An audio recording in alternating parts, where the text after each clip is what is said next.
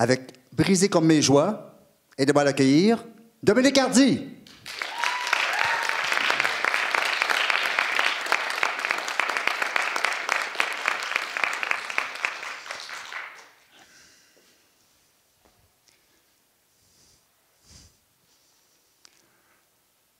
J'ai 8 ans. Je suis assis à table pour souper, puis devant moi se trouve une pointe de pizza.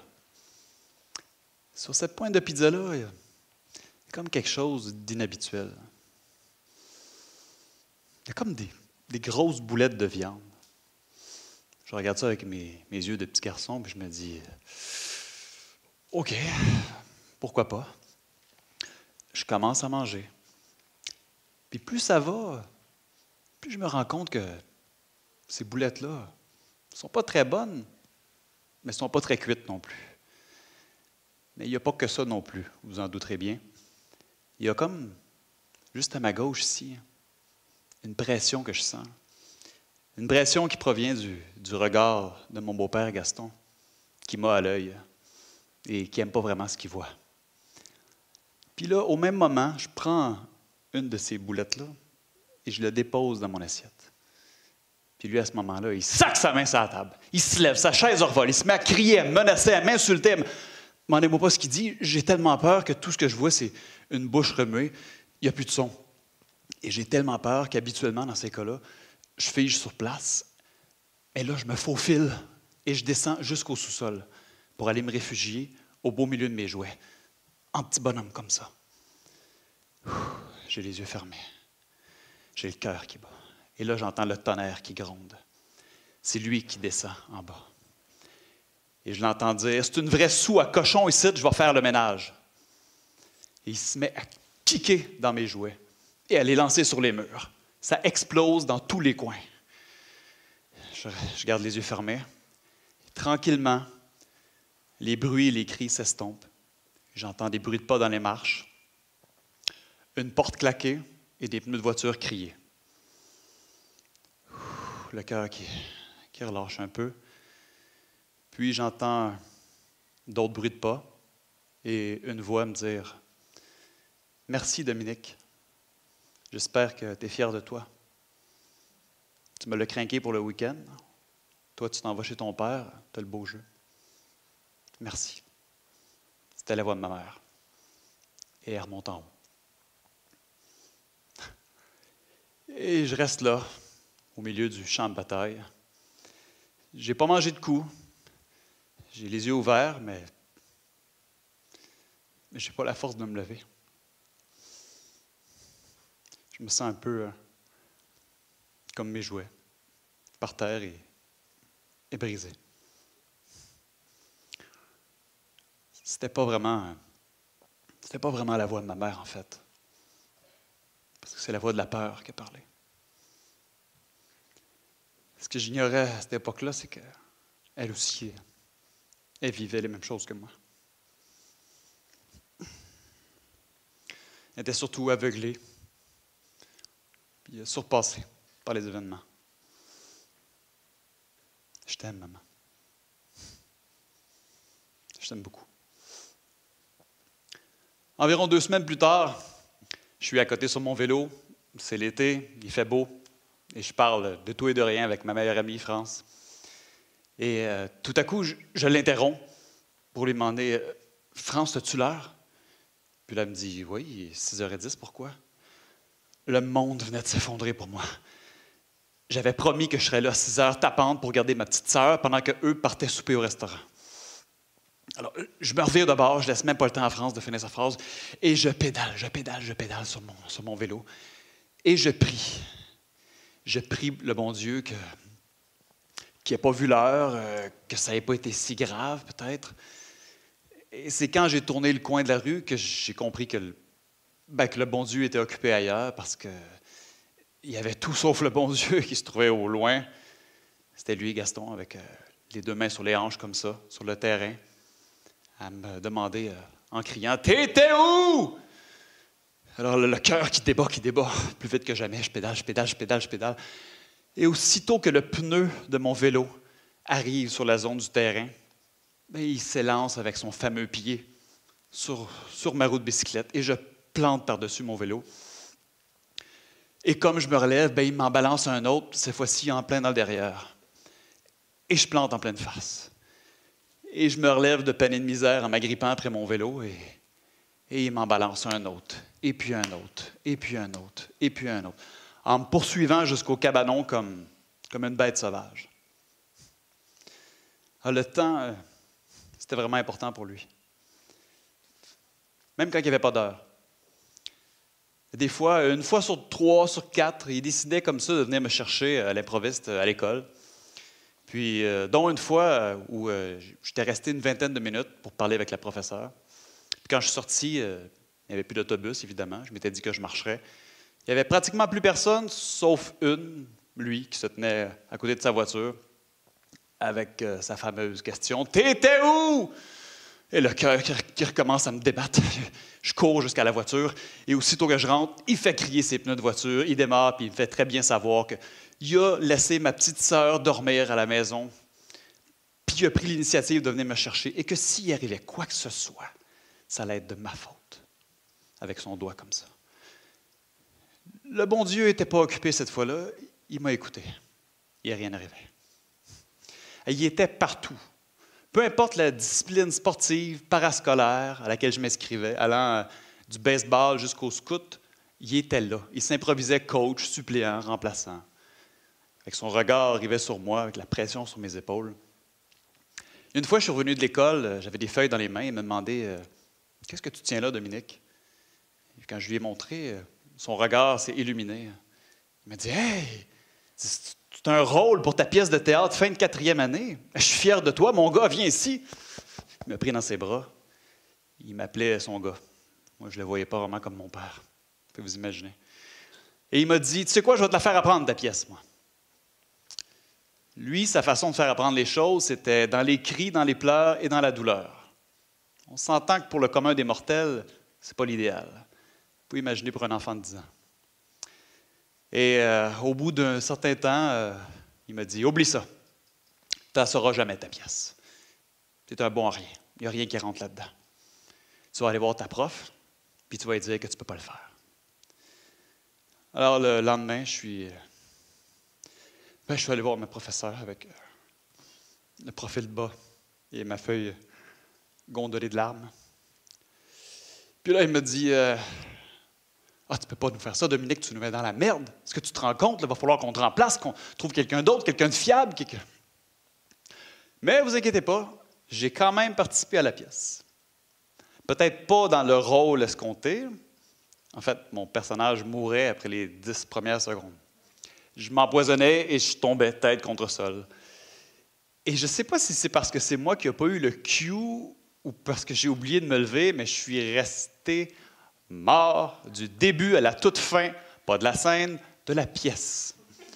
Les acteurs devaient enjamber mon cadavre pour faire leurs actions et je restais là, les yeux ouverts. Ah oui, j'avais une seule tâche à faire, je l'ai fait. J'ai pratiquement pas cligné de l'œil. Et je restais là tout le long de la pièce à regarder les échanges de dialogue entre les acteurs et entendre les acclamations de la foule, dont pour le narrateur. Et c'est drôle, il y a une petite partie de moi qui se sentait, encore une fois, un peu comme mes vieux jouets dans le sous-sol, par terre et brisés. Le surlendemain de cette journée-là, je dors. J'ai de l'école le lendemain matin, c'est la nuit, et je me sens levé de terre, puis je me sens transporté. C'est lui, il venait de revenir de travailler, il finit plus tard.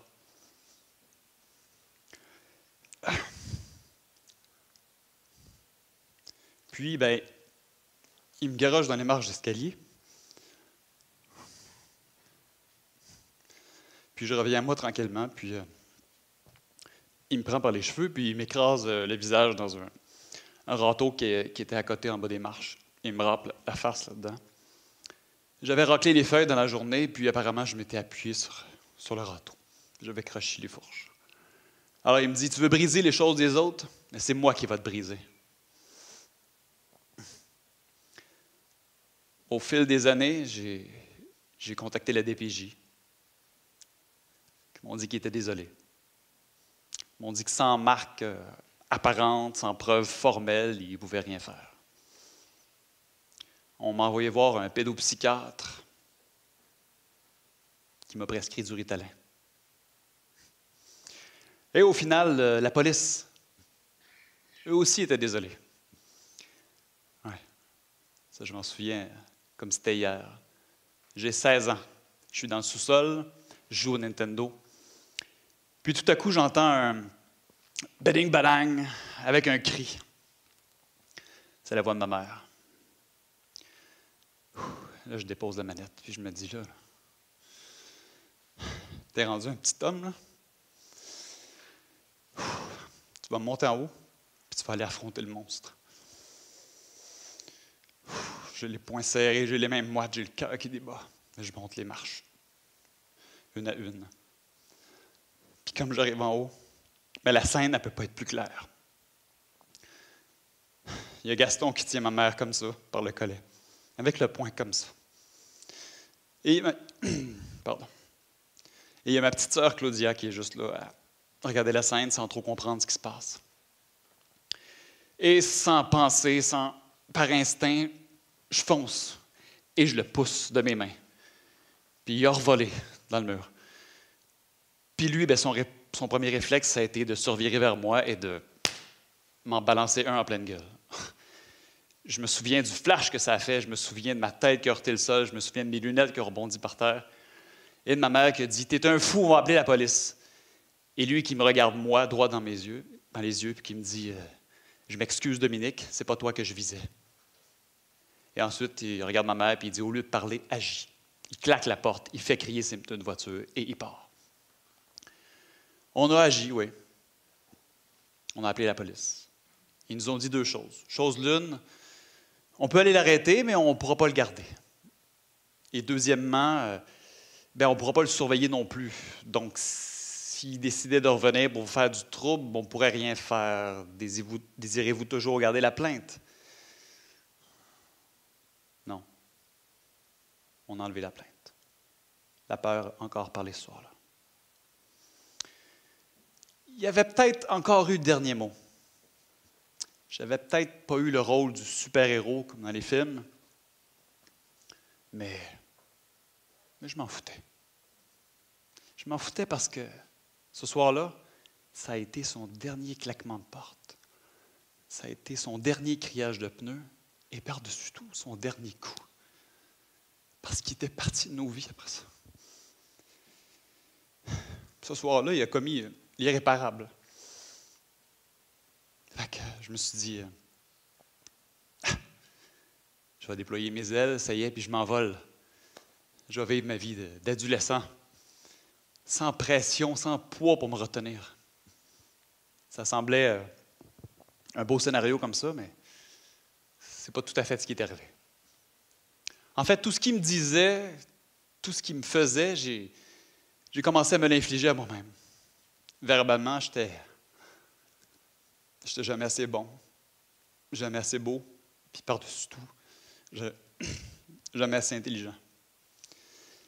La lame était affûtée, puis je me l'enfonçais aussi creux que je pouvais dans le cœur. Physiquement, tout ce qui peut me faire du mal, j'y allais. J'ai fait de la boxe, j'ai été cascadeur, j'ai fait de la lutte professionnelle. Vous savez, dans un ring comme à la télé, il n'y avait jamais rien d'assez haut, jamais rien d'assez dangereux. Je me jetais littéralement dans le vide. Peu importe où je retombais ou comment je retombais, il n'y a rien qui peut me faire plus peur ou plus mal que ce que lui avait déjà fait auparavant. Et c'est d'ailleurs en faisant ce sport-là que j'ai rencontré Marie-Pierre.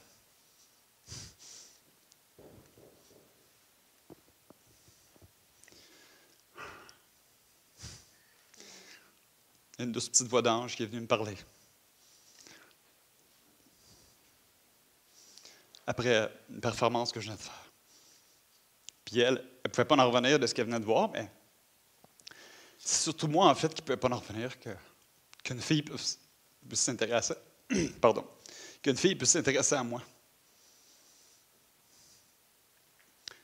On a commencé à se parler tous les jours.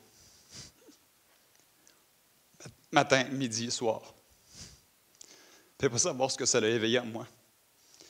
Le fait de me dire que j'étais quelqu'un qui intéressait quelqu'un. Ensuite, on a été en relation pendant 3 ans. Et aujourd'hui, 20 ans plus tard, c'est ma meilleure amie.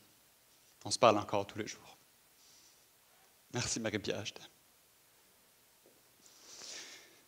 Ça n'a pas toujours été facile, autant avec elle qu'avec les autres. Parce que oui, je ne peux pas vous le cacher, il y en a eu quelques autres, pour ceux qui me connaissent. J'ai rattrapé le temps perdu ces 10 dernières années, mettons. Mais j'avais souvent tendance à confondre amour et peur. Et aussi attachement avec agressivité et impulsivité. C'était en dedans de moi comme une bête noire qui voulait juste surgir par instinct de survie, peut-être. Aujourd'hui, ça va vraiment bien. Je suis avec Catherine, ma copine, que j'aime de tout mon cœur. C'est une femme merveilleuse qui m'aide à voir plus loin, à voir plus grand, à être plus grand. Mon amour, si tu savais à quel point tu es forte en dedans. Si tu avais une idée de la moitié de la force que tu as, tu pourrais soulever une montagne. Soulevons des montagnes ensemble, mon amour. Je t'aime, Catherine Dely. Aujourd'hui, c'est assez ironique avec toutes mes histoires, mais je suis rendu comédien et tout est quand même vrai. Et j'ai régulièrement interprété des personnages autant allant de humoristique à dramatique. Puis, pas plus tard qu'en 2014, j'ai eu, pour l'émission Lien fatal à Canal D, j'ai eu à interpréter un rôle qui était un copier-coller pratiquement, à quelques détails près, sur Gaston, mon ex-beau-père. Et j'avais, durant plusieurs jours, à crier, à violenter ma conjointe dans l'histoire qui avait un enfant de bas âge. En tout cas, laissez-moi vous dire qu'à l'audition, je l'ai eu comme ça. Il faut croire que j'avais un sentiment de déjà-vu dans le regard. Mais laissez-moi surtout vous dire qu'entre chaque scène, c'était un besoin de se prendre dans nos bras, puis d'en rire, puis d'en pleurer aussi. Ça a été une belle expérience. Puis c'est ce que j'ai choisi de faire, moi, au quotidien, de me lancer dans des défis comme ça, ou comme en ce moment, de grandir au travers de ça, de prendre mes drames du passé, puis de les tourner en aventure du présent. Ouais. Chaque matin, je me lève, puis j'ai ce poids-là encore sur les épaules, oui. Mais je frotte mes épaules. Je le sac par terre. Je piétine, puis j'avance. Puis je marche droit. Puis oui, j'aimerais ça vous dire que quand je me revire de bord, il n'est plus là. Mais il est encore là. Puis les traces me suivent. Fait que ce que j'ai décidé de faire, c'est que je ne me revire plus de bord. J'avance tout droit, puis je monte le plus haut que je peux. Puis sûrement que vous avez aussi votre lot de poids sur les épaules, tout le monde. Votre lot de marde, on peut dire même. On a tout notre poids inutile, mais tellement pesant. Fait que je nous conseille de faire ça quotidiennement, de frotter, de sacrer ça par terre, de piétiner et d'avancer. Ça va peut-être salir nos bottes un peu, mais ça ne nous collera pas à la peau parce qu'on vaut plus que de la merde. Puis la foutue loi du silence, là, la tabarnak, la calisse de loi du silence, on sait rien, on voit rien, on n'entend rien, tout le monde est sourd, muet, aveugle, on crisse ça à terre avec la merde, s'il vous plaît. Chanter, crier, sauter, parler, dessiner, monter sur scène s'il faut même. Mais ça, si vous faites ça, c'est à une seule condition. C'est d'avoir un aussi bon public que je l'ai eu avec vous ce soir. Merci.